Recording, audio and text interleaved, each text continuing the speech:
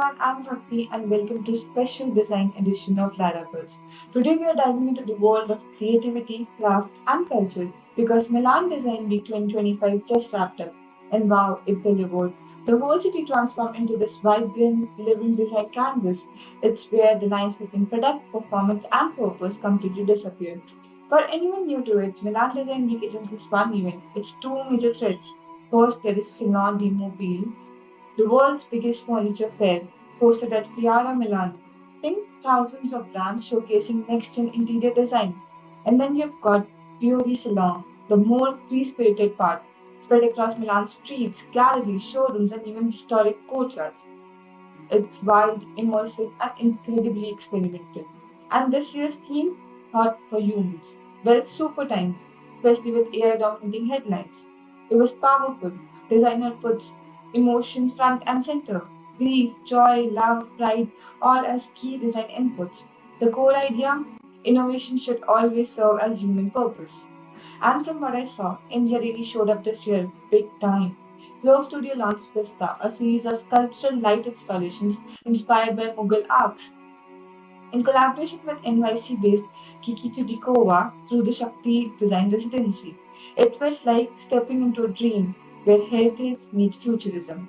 Yep, Vikram Goyal returned to Nilufar Depot for the third time. He's all about reimagining the house and traditional metalwork into bold architectural forms. His Mesa console, three parts, intricately detailed and was a standout. And Phantom Hands brought the legacy vibes absolutely. They showcased licensed re-editions of Geoffrey Bawa's furniture. It was a tribute to emotional and timeless nature of design, simple, soulful, and elegant. Oh, and the Jaipur rugs, they nailed it.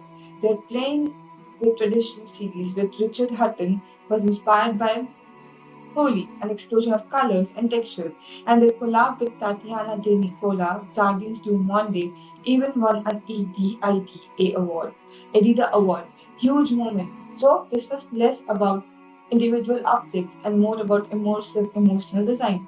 Milan Design Week is designed to be felt like a Eurolux. The lightning focused Biennale, as Devlin's Library of Light was this rotating half-empty bookshelf where visitors added their own favorite book. It became a shared installation, part memory, part message. That's a brilliant metaphor for design as a dialogue, not a monologue.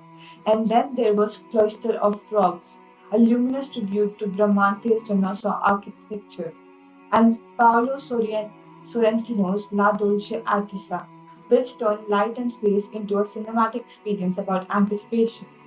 That sounds like design you don't see, you feel. What about material innovation? Anything cutting edge? Loads. Designers are rethinking form and function through sustainable materials. The Shibari armchair used recycled wood and foam, inspired by Japanese rope art. The Niti lounge chair had these massive yarn loops, comfortable and bold. Sustainability isn't an add-on anymore. It's built into the design strategy. Exactly. You also had materials like Noae, raw earth hemp, biocomposite, and breathe air, a breathable, eco-friendly polymer used by Arthur. But I love how heritage still plays such a strong role, for sure. The Kaikado 150 installation honored 150 years of Japanese tea caddy making. Visitors could literally watch the artisan's work live. The kind of reverence for skill and traditional was so moving. So what's my big takeaway? What defines Milan Design Week 2025? Is that beautiful tension. Old meets new, craft meets tech, emotion meets innovation. Milan Design Week is where luxury meets purpose and creativity meets commerce. And it makes you wonder, what traditional Indian craft would you love to see reimagined in a global modern text?